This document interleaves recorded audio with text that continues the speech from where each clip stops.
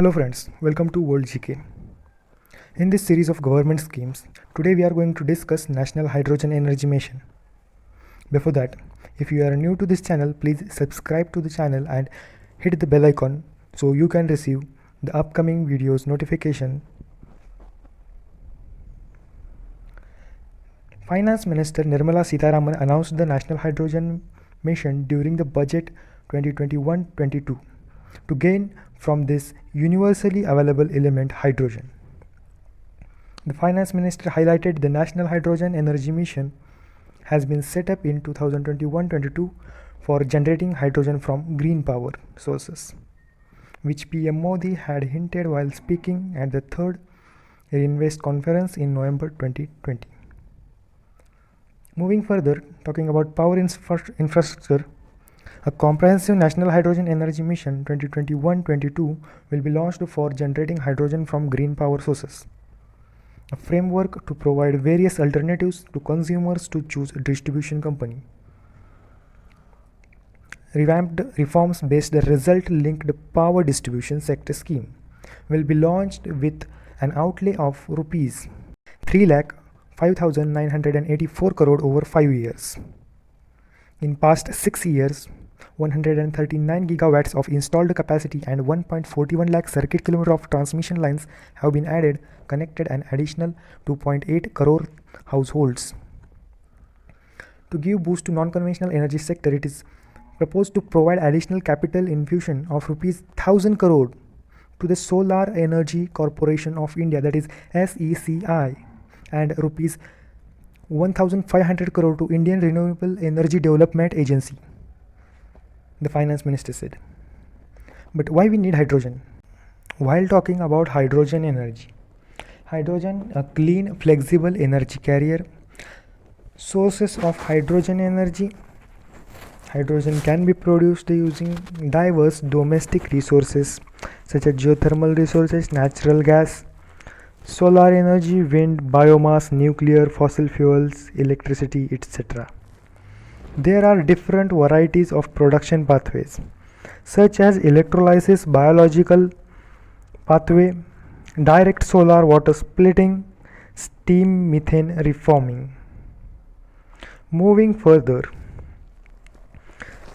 energy carrier. Hydrogen is the simplest and the most abundant element on the earth. It is an energy carrier, not an energy source, and can deliver or store energy. It has a very high energy content and can used in fuel cell to generate electricity or power and heat. 10 million metric tons of hydrogen are produced per year. Talking about uses of hydrogen, petroleum refining and fertilizer production are the largest use of hydrogen today, while transportation and utilities are emerging markets. Hydrogen fuel cells can provide energy for use of diverse applications, including distributed or combined heat and power backup power system for storing and enabling renewable energy. Portable power such as auxiliary power for trucks, aircrafts, rail, ships, specially vehicles such as forklifts and passengers and freight vehicles, including cars, trucks and buses. So, hydrogen is a vital source of energy. Hydrogen fuel vehicle. Though it has high price, but it takes very short duration to refuel and gives high range comparative to electric vehicle or petrol or diesel vehicle. Hydrogen fuel vehicle does not emit any pollutants.